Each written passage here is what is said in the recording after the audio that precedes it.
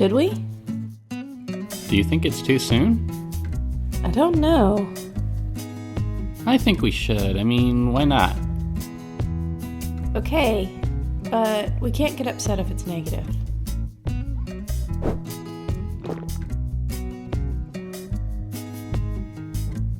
Alicia and I had been trying to get pregnant for a few months with no luck. It was becoming clear that events of this nature rarely happen according to a set plan. We reminded ourselves that things take time. The doctor said a year or more was common.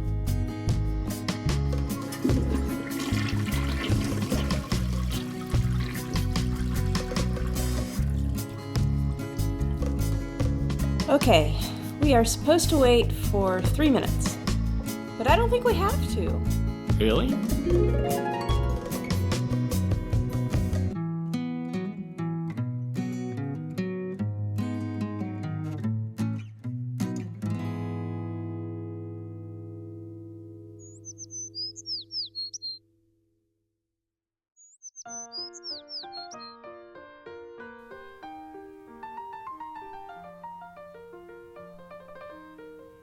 You're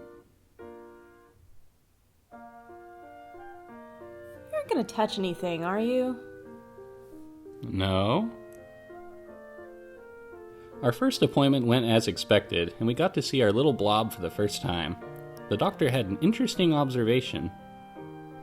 You don't have a history of twins in your family, do you? It looks like you tried to ovulate from both ovaries, but I only see one baby. Despite the shock the doctor gave us, the first appointment went well. Our pregnancy was now officially confirmed, and although we didn't hear a heartbeat or see much more than a grayish mass, we were ecstatic.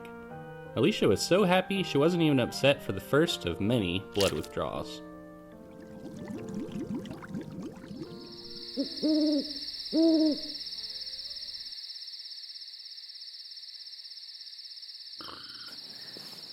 I don't feel very good.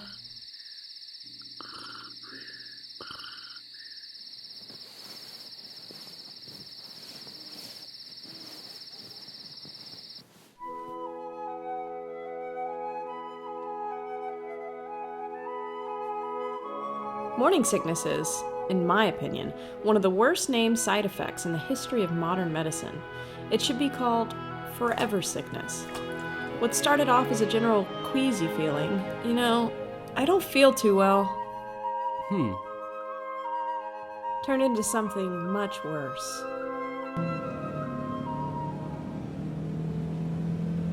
Stop the car.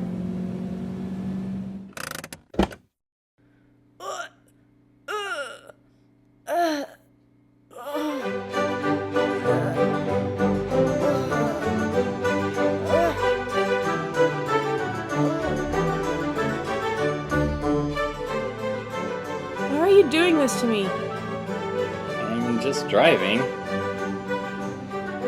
Well, you can choose less bumpy roads.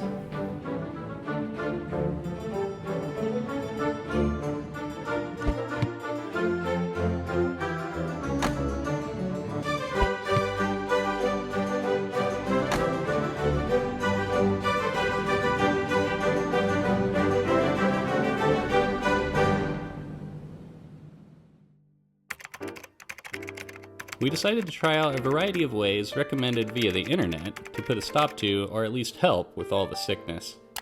We tried out all manner of peppermint products ranging from teas, gum, to aromatherapy oils to saturate the room in pure peppermint scents.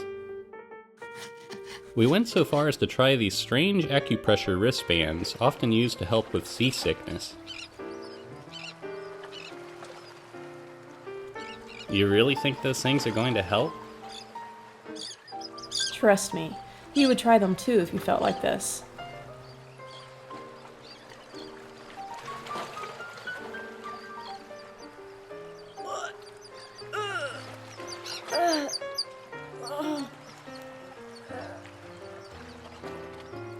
For a time, these techniques provided some comfort, that is, until the aversions began. Alicia soon discovered the mere hint of anything peppermint related would send her into an instantaneous vomit. All mint foods and scents were banned from the house. What's in your mouth? Nothing.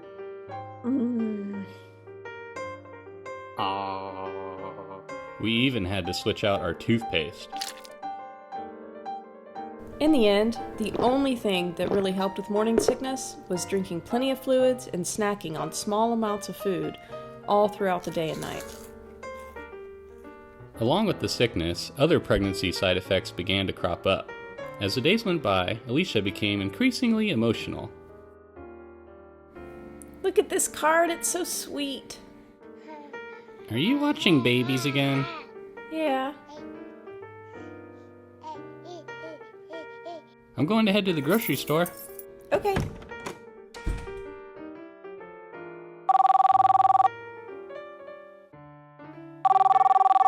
Hello? Are you okay? When are you coming home? I've only been gone 20 minutes, sweetheart. I'll be home soon. I'm home! I was worried something terrible had happened to you.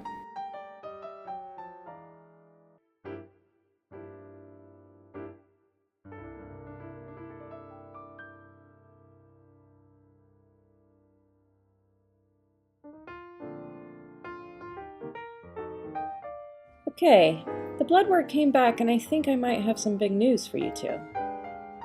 Your HCG levels were high, which sometimes means twins, so let's take a look. Well, it appears that there's 2 gestational sacs, but I'm still only seeing 1 baby. So, no twins. Nope, but your body tried. Do you want to hear your baby's heartbeat?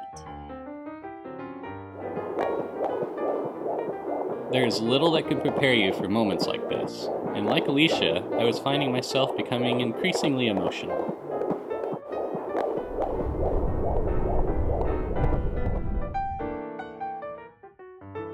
Should we?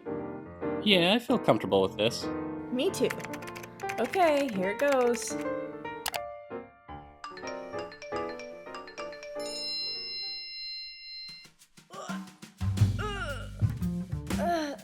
I thought morning sickness was supposed to end around this time, but apparently not for me. New symptoms were beginning to show, not the least of which was back pain. I have to throw up again. I also developed an aversion to water. The only way I could hold down fluids was if they were flavored in some way. My go-to drink was water with a twist of lemon. Due to Alicia's severe nausea, the task fell to me to keep the house in working order. I soon developed a skill for multitasking I never knew I had. I eventually reached a state of calm preparedness I came to think of as the Zen of Dad. I began to feel a sense that I had everything under control, and more so, I was becoming ready for the responsibilities of parenthood. You're so good to me. I am the water that flows with the tide. What did you say? Nothing. About 2 weeks into the second trimester, my morning sickness began to go away. I had resolved myself to the possibility of never feeling good again, and this newfound vitality allowed me to enjoy my pregnancy physically as well as emotionally. We were getting close to the halfway mark, and the fast approaching anatomy scan where we would finally be able to tell the sex. Anxious to find out, we took to the internet to try out some old wives' tales. The first test involved urinating on baking soda. If it fizzed, it signaled a boy, and no fizz meant a girl.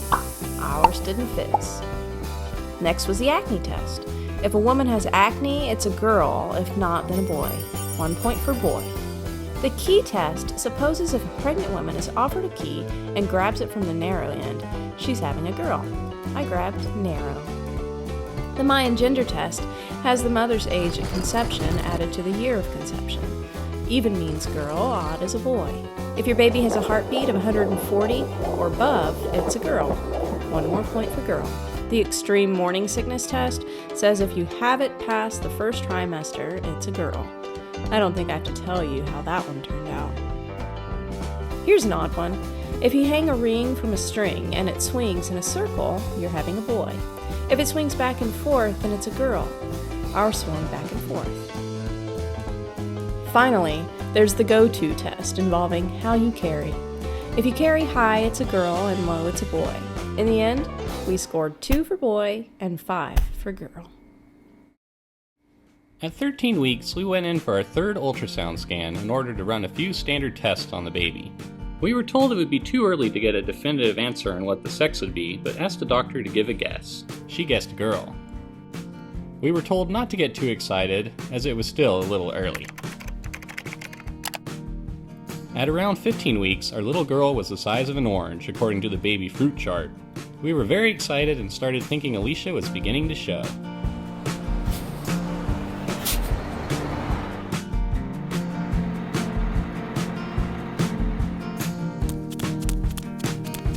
Someone offered me their seat on the bus. I guess I'm beginning to show.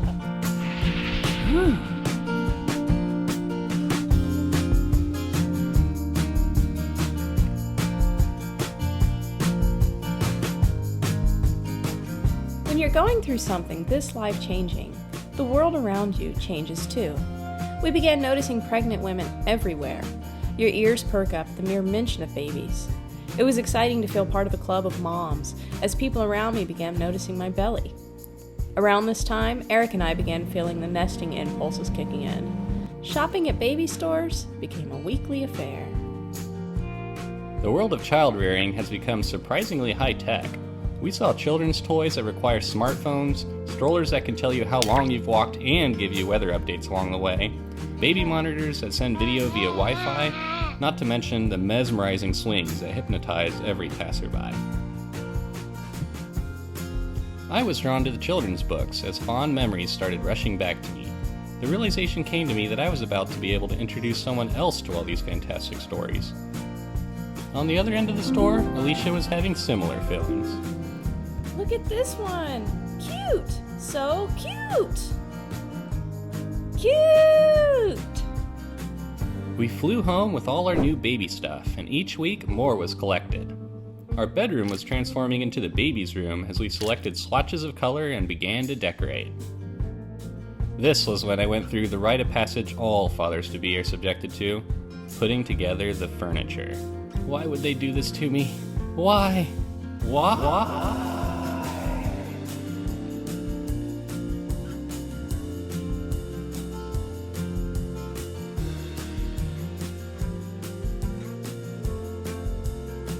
Come here. I just felt her. Wow.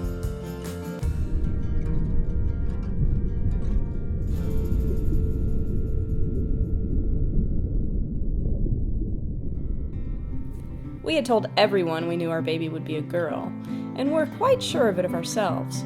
But we couldn't help but feel a slight bit of apprehension as we waited for the ultrasound technician to give us a definite answer. It's a girl.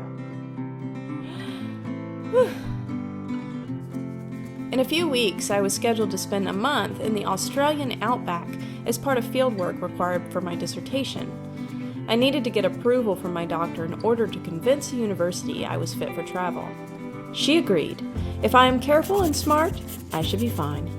I bought my tickets that week. It was hard to know Alicia would be on the other side of the world and pregnant without me. Nevertheless, we knew well ahead of time that this trip was a possibility, so I had to come to terms with it. Promise me you won't carry anything heavy. And don't overexert yourself.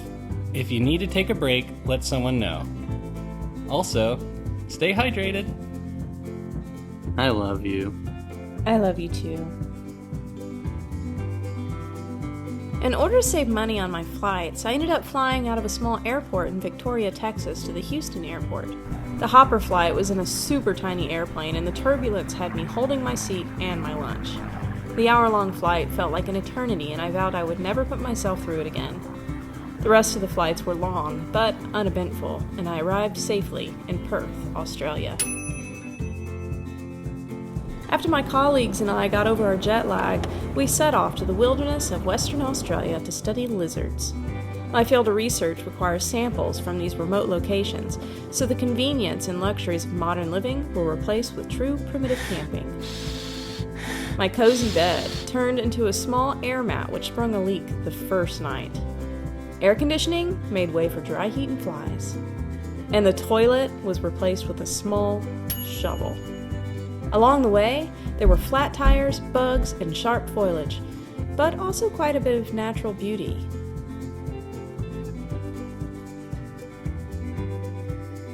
Nights were lonely.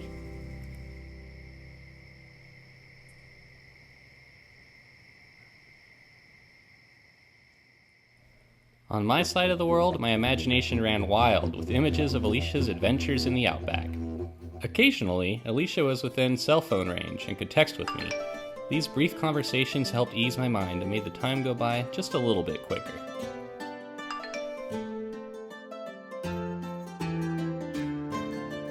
Somewhere around the halfway point of my trip, my feet and hands began to swell. One day I looked down at my feet and barely recognized them, they were so big.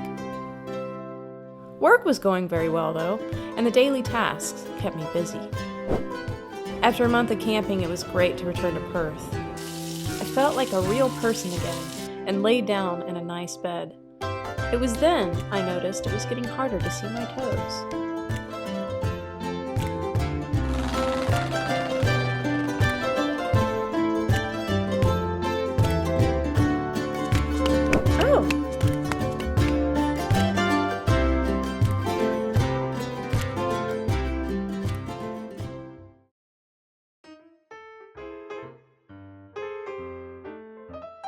Can you bring me my tea? Oh, my bladder. Help me up. The energy I found during the latter half of my second trimester had now given way to feelings of heaviness and exhaustion. Nights became a game of chance and my constant war with acid reflux. This led to some very creative pillow placements. Can I mention the crazy loud snoring too? No. There were other surprising things deprived of me due to my state. Hot baths got replaced by lukewarm ones. We should really start forming a birth plan. I also couldn't use any fancy bath products since I heard it was safer to use the gentlest cleansers you can find. That's not to say there weren't perks to having such a large belly. It made for a very interesting conversation starter at the awkward Christmas party we attended. The third trimester also marked the time where we decided to get serious about preparing for the birth and future as parents. The time had come for the classes. We enrolled in a birthing class that went over all the things you can expect in the hospital we chose, including everything that can go wrong. The class also devoted time to breathing exercises.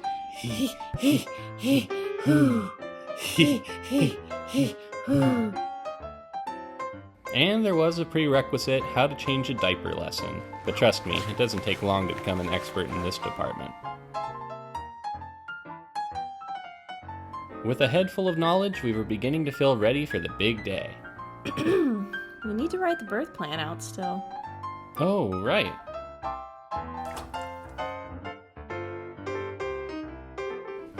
As the days moved closer and closer on our countdown calendar, I began to feel increasingly anxious. I was ready to get this thing going as my level of discomfort grew with itchy stretch marks, acid reflux, and an obviously giant belly. Hey, you look like you're ready to pop. Yeah, I know, right? I'm as big as a freaking whale. Yeah, I was ready. Our hospital bag was packed with all the essentials, our car seat was ready to go, the nursery was ridiculously close to being complete. Now all we had to do was wait. And write out our birth plan. Remember? We were days from the expected due date, and I was trying everything I could to get things moving along. Don't worry, it'll happen soon. Any day now, I suspect. Yeah, I know.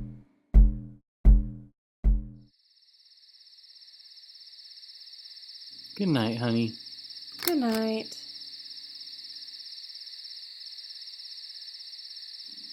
Eric. Eric. Yeah, sweetheart? I think my water just broke.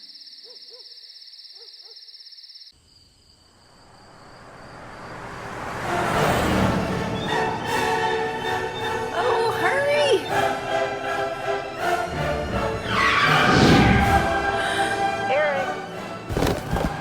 Eric! Eric! Oh, sorry, sugar. must have dozed off again. Well, I really think my water broke. Should we go to the hospital? Are you having contractions? No, I don't think so. I think we're supposed to wait till contractions start. We should probably rest, too. We're gonna need all the energy we can get. Yeah, I think you're right. Well, I'm gonna go ahead and pack the car anyways, in case we have to make a mad dash for the hospital. You sound excited. After packing the car, Eric went straight back to sleep. I, however, couldn't help but stay up a little while longer, trying to feel for any signs that the time had really come. I thought my water had broken, but it wasn't dramatic like in the movies. To put it bluntly, it was either a leak from a punctured sac, or I kept peeing myself a little, which is something a pregnant woman unfortunately has to deal with occasionally. I may have napped a bit, but I definitely didn't sleep that night.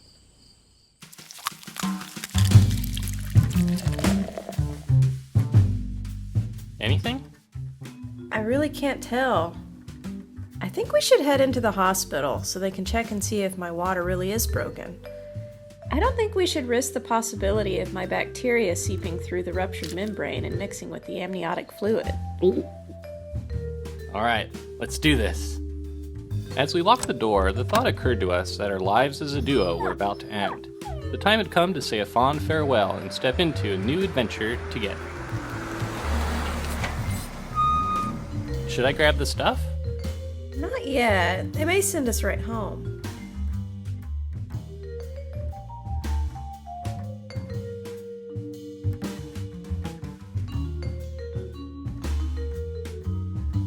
Alright, I'm going to take this back and see if there's any signs of amniotic fluid. I'll be right back.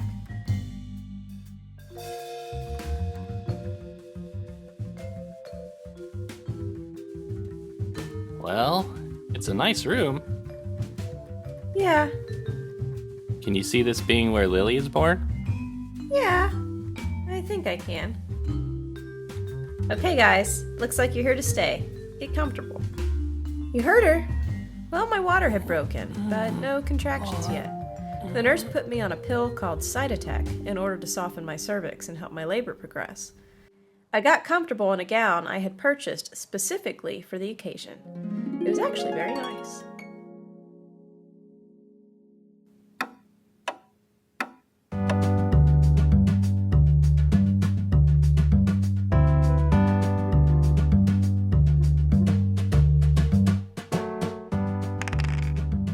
It was 5 p.m. and still nothing.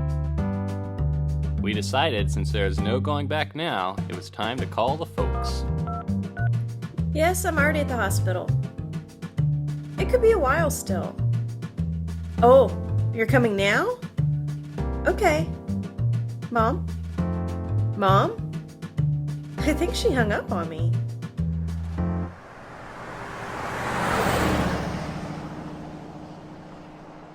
How do you feel? I think it's starting. Oh. Our plan was to keep the birth as natural as possible. This meant no pain medication, and definitely no epidural. The thought of a needle in my back didn't seem at all appealing. Alicia's belly was being monitored constantly via a strap-on piece of equipment. We now had up-to-the-second status updates on Lily's heartbeat. We were getting to know pretty much everybody who worked in the hospital as shift changes rotated every nurse on staff through our room.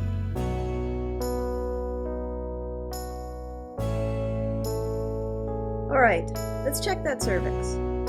After several hours of increasingly intense contractions, I thought for sure we were on the right track. Well, unfortunately, you're still only at 1 centimeter dilation. I'm going to recommend Pitocin to help your body along. Let's do it. This is when things started to get rather intense. Oh. I feel like someone's taking an axe to my back. Should you try your breathing exercises?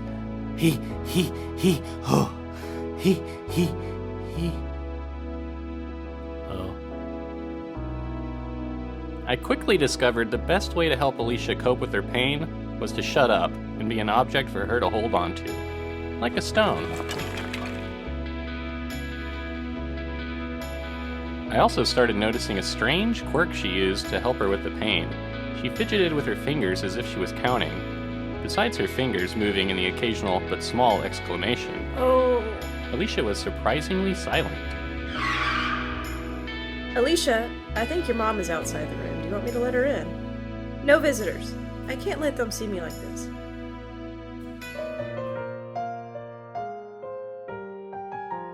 Somewhere around 4 in the morning, my water officially burst, but at least it gave Eric something to do. On it. It took every towel in the room to handle the situation. I'm sorry to say, but you're still only at 1 centimeter. It had been over 24 hours since my water broke, with no progression. With the pain becoming unbearable, I made the decision to go through with an epidural. Part of me felt like I was letting myself down for going this route. Childbirth is not just about the parent, though, and I was willing to do whatever it took to get things moving. It was nice seeing Alicia finally able to relax again, but while she drifted off to a happier state of mind, a new drama began to unfold. Her blood pressure's dropping. We need to get as much fluid in her as possible.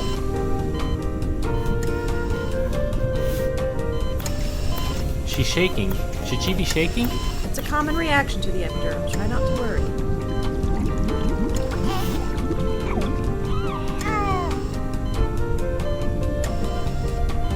She's stabilized. Whew. Hey, how do you feel? Fantastic. Oh, good.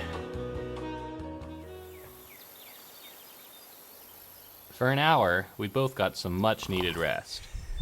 But when morning came, it came with a fever. Oh. We're gonna need to get you on some antibiotics, and off the Pitocin because of this fever. Also, your cervix just won't dilate. I'm gonna try to manually stretch it. 2 stretching sessions later, and my cervix was finally getting somewhere, but still not enough to enter the final stage of labor. It had now been over 36 hours since my water had broken, and my contractions were slowing down instead of ramping up. We were given the option to give it 2 more hours and hope for the best, or head into the OR for a C-section. At this point, the decision was easy. It was time to have this baby.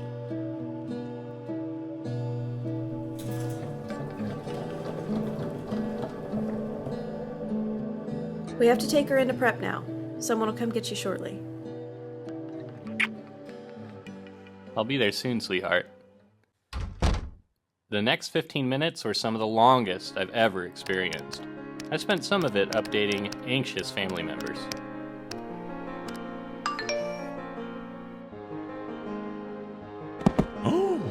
The rest of the time, I paced around the hallways in a part of the hospital usually off limits to the public. Being a curious person, I peeked around at stuff, but always gravitated back to the operating room door. Gosh, how long is this gonna take? Did they forget about me? Okay, we're ready for you. Laying on the operating table was an interesting experience. I was curious about the procedure and watched in fascination as the doctor and the staff whirled around like a well-oiled machine. It was only a matter of minutes before our baby would be born. 9 months of wondering what she was going to look like finally coming to an end. The anticipation was intense. You're going to feel a lot of pressure, like someone sitting on your chest. Just relax. I can't believe this is really about to happen. Do you feel okay? Uh-huh.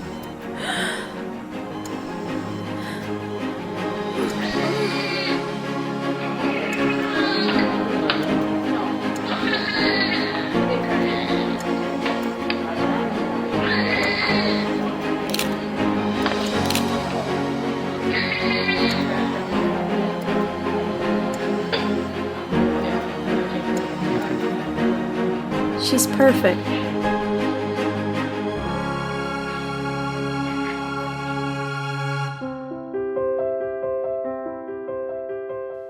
The first hour after Lily's birth, the golden hour as it's called, we snuggled and tried out nursing. Given the dramatic events of the birth, however, Lily had to be taken away for 4 hours into the NICU. Eric went with her, while I attempted to rest from my surgery.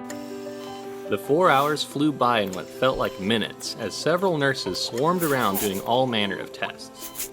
Lily also had her first bath, which I gotta say, she didn't seem to enjoy. I watched as she transformed in color and demeanor into a crazy lobster baby. Meanwhile, I was going through the beginnings of a rough recovery. Anxious family members were gathered around, awaiting Lily's return as I tried, unsuccessfully, to keep from throwing up. Before we knew it, Lily and I were able to head back down to Alicia. The recovery room they set us up in was super nice. It almost felt like a hotel. Almost. Over the next several hours, we entertained a steady stream of visitors, ready to spoil us in food, flowers, and well wishes. When the dust settled, we both took some much-needed rest. Well, sort of. Lily came into this world with her own sleep schedule, and it didn't necessarily mesh with ours. Because Alicia wasn't allowed to hold Lily unsupervised due to her medication, I took the first night shift and stayed up cuddling and watching samurai films with my daughter.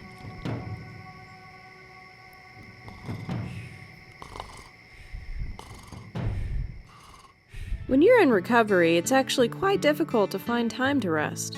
On top of nursing Lily every 2 hours, nurses were coming in the room frequently to check on the two of us.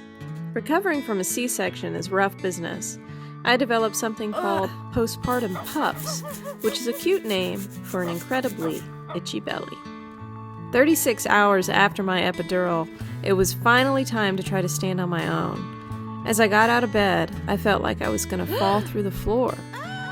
Over the next few days, I slowly tried to get used to walking around again. Heading to the restroom was a highly uncomfortable endeavor for a number of reasons. All things aside, it was nice to have this extended time in the hospital. Before we knew it, our bags were packed and I was downstairs making sure the car seat was properly installed. Less than an hour later, we were driving off into the sunrise and headed into the next big adventure of our lives, the so-called 4th trimester.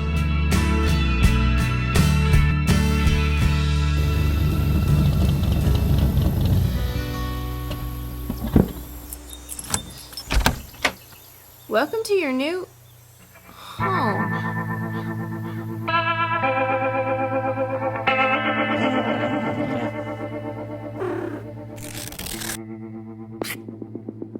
Oh, right. We have pets. Ooh. Our house was already full before we brought Lily home, and now introducing a new life into the mix came with challenges. The first order of business was introducing Lily to everyone. Gaia is our oldest and generally most calm pet. Sleeping for lengths of time is her favorite hobby, and eating is her passion. Our major concern with her was getting too comfy around Lily, like falling asleep on her head comfy. As expected, she took to Lily very well. Luna, on the other hand, was a bigger concern. Luna is, hands down, the craziest cat I've ever met. She's the type of cat that randomly freaks out at the drop of an invisible hat. She'll eat your cords. No, not my headphones. Thinks biting is affection. Ow! My toe! And will let you know when it's time for food in the rudest possible ways. She was pretty indifferent about Lily, though, and so long as her needs were met, she was good. Kazuo took to Lily in a very different way. Kazuo has always been a strange dog. He likes affection, but rarely returns the favor. He's maybe licked my hand twice, which was always a big deal. In demeanor, he's more like a cat than a dog. He doesn't understand pointing. He's not very food motivated. And he's never really seemed all that interested in typical dog things. His response to Lily? Fear. Kazuo was very, very scared of Lily for the first month or so. If she moved unexpectedly, he'd panic.